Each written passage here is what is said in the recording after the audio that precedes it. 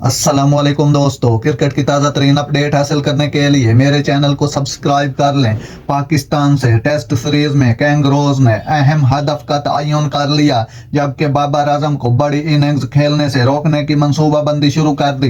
पाकिस्तान और ऑस्ट्रेलिया के दरमियान 3 टेस्ट मैचेस की सीरीज का जुमेरात से पर्थ में आगाज हो रहा है, जिसके लिए कैंगरोज ने एक अहम हदफ की निशानदेही भी कर ली है। साबिक कप्तान बाबर आजम मेजबान साइड के आसाब पर सवार हो चुके और उनको ही जल्द काबू करने की मंसूबाबंदी भी की जा रही है। ऑस्ट्रेलिया के कप्तान पैट कमिंस ने बाबर की सलाहियतों को सराहते हुए कहा कि पाकिस्तानी बैटर में बहुत ज्यादा कमजोरियां नहीं है, इनकी टेक्निक इंतहाई मजबूत और ग्राउंड में चारों तरफ रन स्कोर कर सकते हैं।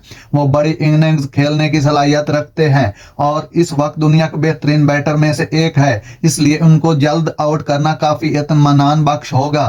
फास्ट बॉलर जोश हेजलवुड का कहना था कि Babar Azam super class player और काफी अरसे से उम्दा परफॉर्म कर रहे हैं। शुरू में वो एक वनडे बैटर के तौर पर सामने आए, मगर बाद में उन्होंने टेस्ट क्रिकेट के लिए भी अपनी गेम को काफी मजबूत किया। अगर आपने उनको कोई मौका दिया तो वो बॉलर को दबाव में ला सकते हैं।